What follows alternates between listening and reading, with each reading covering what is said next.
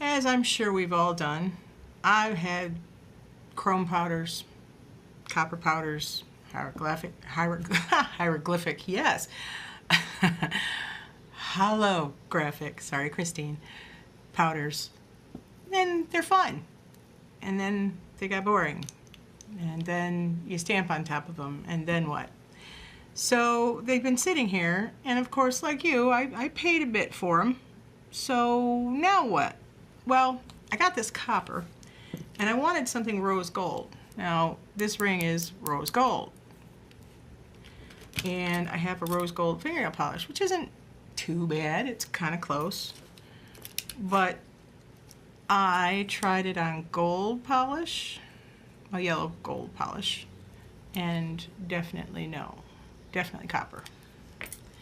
I tried it on my rose gold polish, definitely no, definitely copper. Then I tried it on actual gold polish, definitely no, even more copper. Okay, I want rose gold. What am I gonna do? Well, rose gold kind of has a light copper look, true.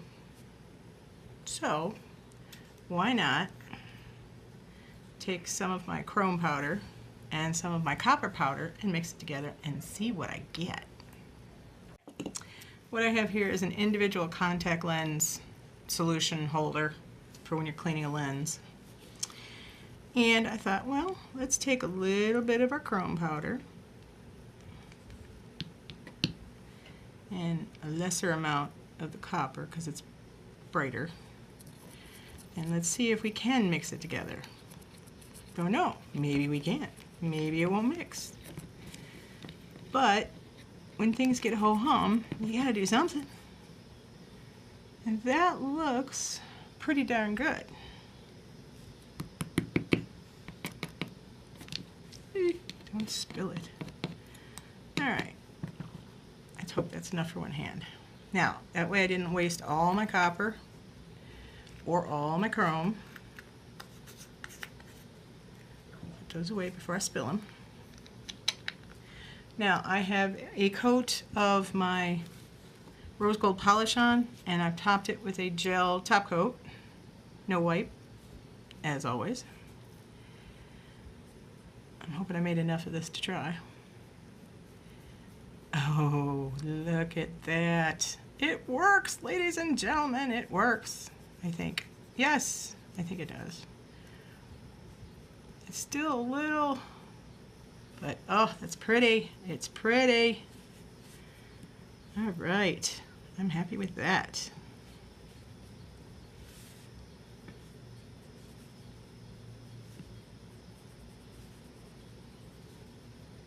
Lovely. All right. Oh, that's good, that's good, that's good. And basically I started out with a, chrome powder that burnishes well and a copper powder that burnishes well. And as you saw, I just mixed them together. And I imagine if you took all your powders out, you could try all kinds of combos and any kind of like a little shot glass or like the little pots that we put our fingernail polish remover in. Just enough to do one manicure at a time. And of course, if you found a favorite, you could mix it all together if you wanted. But it was a craze, and everybody had it. And chrome powders are pretty cool. You can still do a lot with them, but they get boring. I mean, you can only do so much. And think of all the possibilities if you mixed your flakies with some of your chrome powders and your different color chrome powders together, and some of the looks we could get. Just imagine. Look at that. Look at that. Look at it. That's awesome. That is awesome. All right, let me clear coat this and brush off the excess, and I'll be right back. Okay, guys. I took a good look at it, and I realized, you know what? It was a little too dark yet. So what I did was I put another little scoop of the chrome in, mixed it up, and did another coat. And I'm far happier with it. Far happier. Love that color. What do you think? Okay, am I the only one who cannot hear the phrase, "What do you think?" without hearing Christine's little childhood commercial of, "What do you think? What do you think? What do you think?" I cannot say "What do you think?" now without that. Thanks a lot, Christine. I can't be the only one.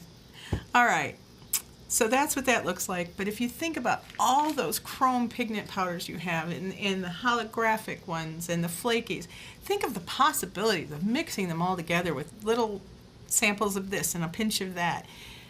Think of the possibilities, especially with Halloween coming up. You've got your orange, green, purple, black combination. With fall, you've got all shades of reds, oranges, yellows, golds, greens.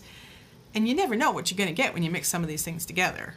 And just think of the possibilities. Every nail a different color. Just beautiful. Just beautiful. I mean, just think of it. They've been sitting there. You've been bored with them. Think of the possibilities.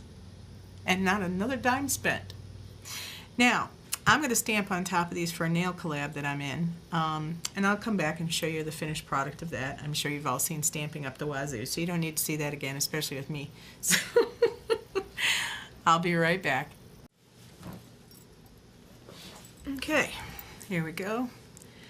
Here we have, supposed to be King Tut's face, but we'll call it an Egyptian face because that doesn't look a thing like King Tut. But what kind of detail do you want? I want a little stamping plate. Okay. This is the Egyptian cat god Bastet. This is the Egyptian Eye of Horus. Those are two ankhs hanging from what looks like the wing of Isis.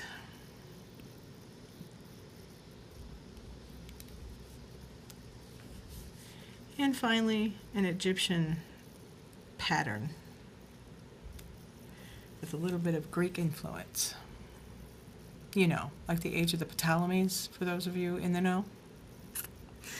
The Cleopatra days, you know, when the Greeks and Romans became very mixed up with the Egyptians.